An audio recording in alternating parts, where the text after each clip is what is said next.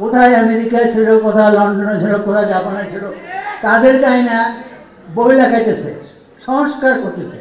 আরে বেটা হালার ফলা বাস্তবায়ন করবে কে?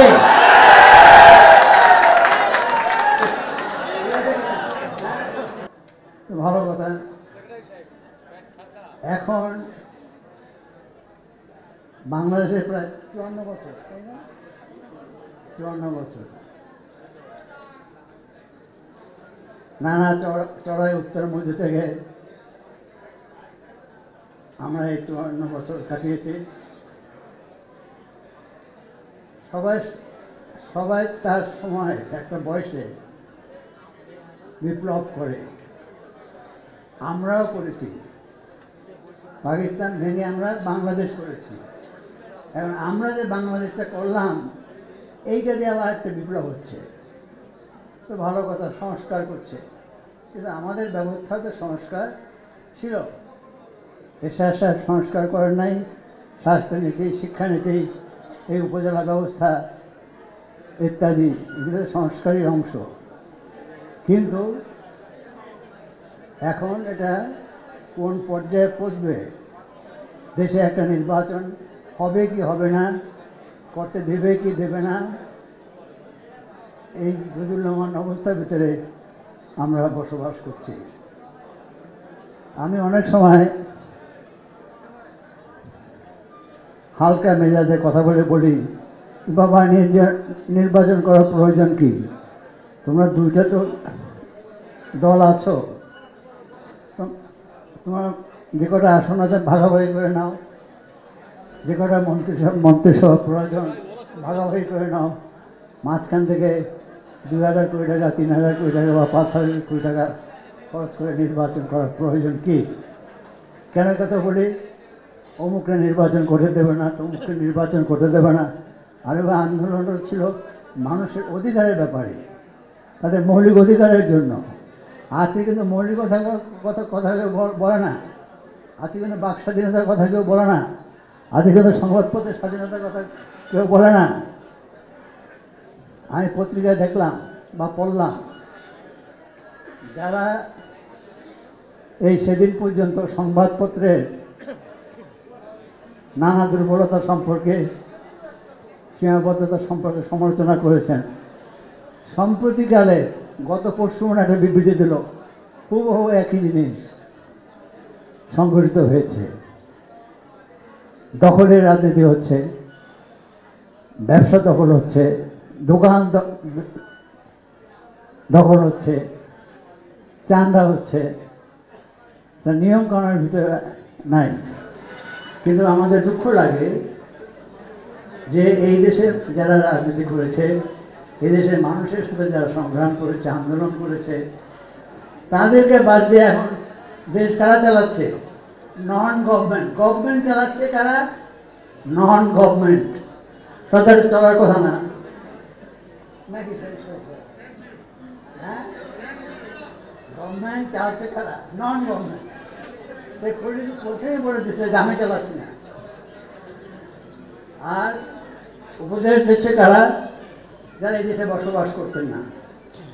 দেখেন, অনেকভাবে আমাদেরকে অপমান করা হয়েছে, এই জাতিকে অপমান করা হয়েছে। কিন্তু এইবার যেভাবে অপমান করছে, এটা ইতিহাসে লেখা থাকবে।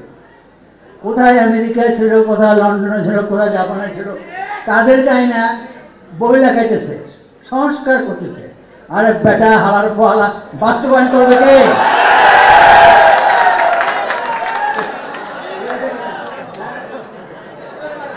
এই প্রস্তুত যেতে হবে। তো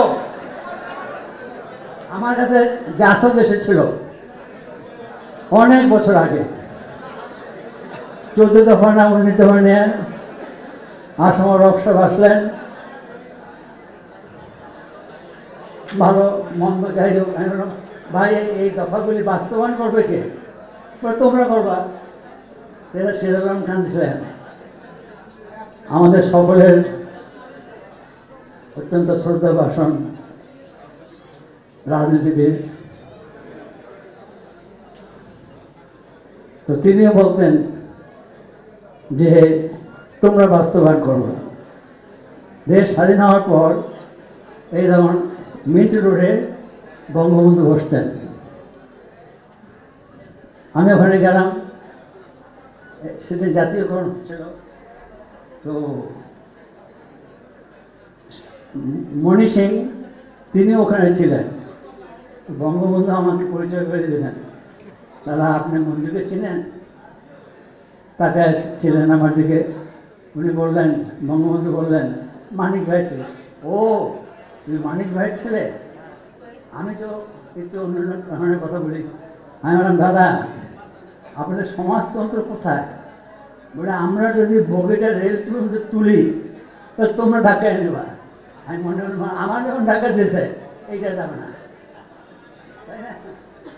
সেই জন্য বলে জীবন সারেন্ডার করছে। আমরা একটা সমাজ চেয়েছিলাম, একটা ভোটের অধিকার চেয়েছিলাম, একটা মানুষের নির্ভয়ে বসবাস করার একটা পরিবেশ সৃষ্টি চেয়েছিলাম। আমি শুনি, দেখি, পড়ি হাজার হাজার কোটি টাকা এখানে লুট হয়েছে। আমি ভাবি এটা আসলো কোথা থেকে, দিল কেটা, রয়ে গেল কেমন করে, তাই না? এত টাকা, অথচ আমাদের অর্থের অভাবে অনেক বার্ষিক উন্নয়ন কাজ সম্পন্ন করা সম্ভব হয় না। সে যাই হোক, আমরা যে রাজনীতি করছি ভয় দেখায় আমাদের, আঙ্গুল ভেঙে দেবো, মাথা ভেঙে দেবো, কি যে কয় বুঝি না পোলাপানেরা, তাই না? আমরা কত লোকের মাথা ভাঙছি, ও হালা জানেও না, তাই না? সেই জন্য বলে যে একটা প্রান্তিক পর্যায়ে আমরা চলে এসেছি।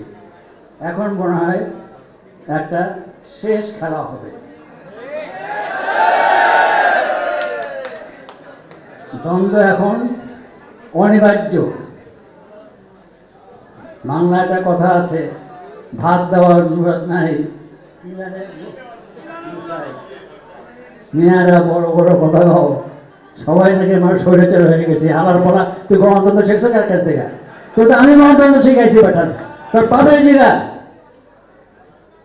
কথা বুঝতে হবে, তারা যে ভাষায় কথা বলে আমরাও সেই ভাষায় কথা বলতে জানি, কিন্তু কথা হলো ভয় দেখায় দেশ চালায়। এটা কোনো কথা হলো? এই সরকার না, সব সরকার। দেশ স্বাধীন হয়েছে, পাকিস্তান আমলে ভালো কথা, তারা ভয় দেখাইতো, তারা মারতো, তারা জেলে দিত, এখনো মারে, এখনো জেলে দেয়, এখনো কিল দেয়। পার্থক্যটা কী হলো? পার্থক্যটা এই হলো, আদমজির জায়গায় আর এক আদমজি হয়েছে, 12 পরিবারের জায়গায় হয়তো 1000 পরিবার হয়েছে। এই জন্য তার বাংলাদেশ করা হয় নাই, এই জন্য তার 30,000 লোক এখানে আত্মাহুতি দেয় নাই। সেই জন্য বলি এখানে যারা রাজনীতি করবেন, করছেন, তাদের দায়িত্ব অনেক বেশি। এটা বুঝে শুনে আসবেন। এবং এখানে একটা গণতন্ত্র, এই বাংলাদেশের 54 বছরে একটা গণতান্ত্রিক ব্যবস্থা চালাবার চেষ্টা করা হচ্ছে। এখন সেই চেষ্টাটা হয়তো নাই, এবং যারা চিন্তা করেন, যারা ভাবেন, তারা শঙ্কাগ্রস্ত যে এই গণতান্ত্রিক প্রক্রিয়াটা কখন বন্ধ হয়ে যায়। যে কোনো মুহূর্তে এটা বন্ধ হয়ে যেতে পারে। তো সেই জন্য এই জাতীয় পার্টি একটা ক্রান্তি লগ্নে প্রয়োজনের সৃষ্টি হয়েছিল। আমাদের নেতা হজরত মোহাম্মদ এরশাদ সাহেব এই দল করেছিলেন। এখন একটা কথা বলে মারবার তো না, দল তো করেছিলাম আমরা মিজান চৌধুরী, এরশাদ সাথে তখন জেলে না, না সরি, সেটা চিফ মার্শাল অ্যাডমিনিস্ট্রেটর, অতএব টেকনিক্যালি সে ধরে চেয়ারম্যান হতে পারেন না। অতএব মিজান চৌধুরী সাহেব হলেন